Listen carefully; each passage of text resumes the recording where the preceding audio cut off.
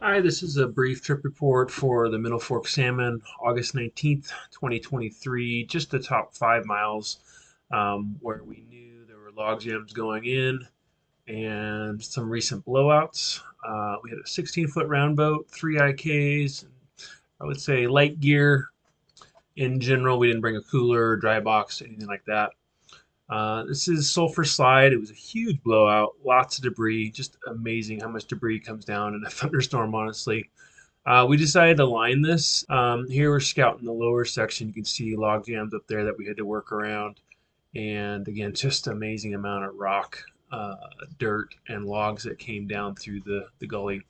A couple things to note based on reflection. This was really our first time lining a boat through a complex situation like this. We were in a bit of a rush. We launched in the afternoon. We knew we had to get through three portages, or log jams basically, and we should have secured this load a little better. I did not tie down the oars. I just kind of locked them in place. I definitely tie them down next time.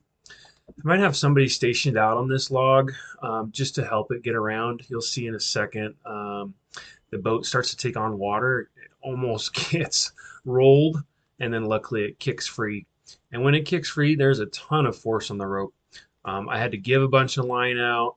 I really had to brace myself, and we did have two people downstream to catch the boat in case it got away from us. But I really wanted to hold on to that boat. So I think I got a blister on my hand, even though I was wearing gloves, and it was just a lot of force. So he said, take your time. We were in a rush and probably not the best time to be trying to rush things. We did take time to scout. We had a plan.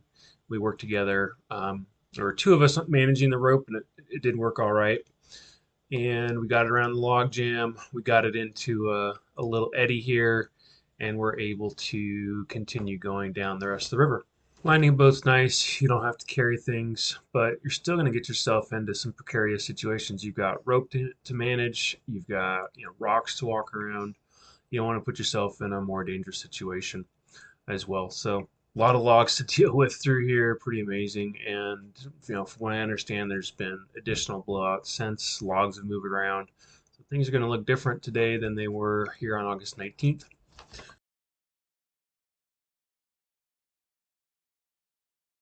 This was the old Ram's Horn blowout. It was a year ago.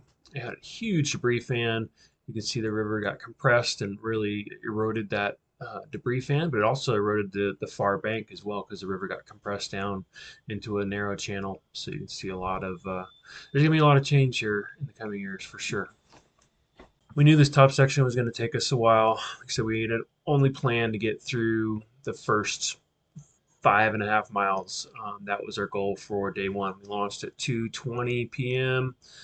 I think we got through those by about 7 o'clock. So it took us a while, probably 30 minutes to do the lining through Sulphur, and then just stopping and scouting, through all these little passages because we didn't know what wood had moved around or where it would be, and make sure we had no hazards in the water. Below Ramshorn, you come up to Hell's Half Mile, and the river compressed again because of this big debris fan that blew down the gulch, and it was actually runnable on the top. It was a nice wave train, and all clear until you get past the debris fan. So we scouted below the debris fan. It channelized into three separate paths, and I picked the middle path right there. It had the most flow and looked pretty clear. While we were scouting, we saw a bear scat, and just downriver was a black bear foraging on the side of the river. So I ran the middle channel, missed shipping my right oar, and snapped it. Below that was a river-wide log jam. We went on the right side. There was really no trail, so it was kind of rough going to move all of our gear over and then re-rig on the other side. Took us about an hour. And then this is the velvet log jam. Much easier to walk our gear over the debris fan. Only took us about half an hour to de-rig and re-rig on the bottom. Pyramid Rock's kind of to the left of that shot, and kind of buried behind all that debris. So we launched at 2:20 and pulled up to Big Bend about 8 p.m. at mile 6.7.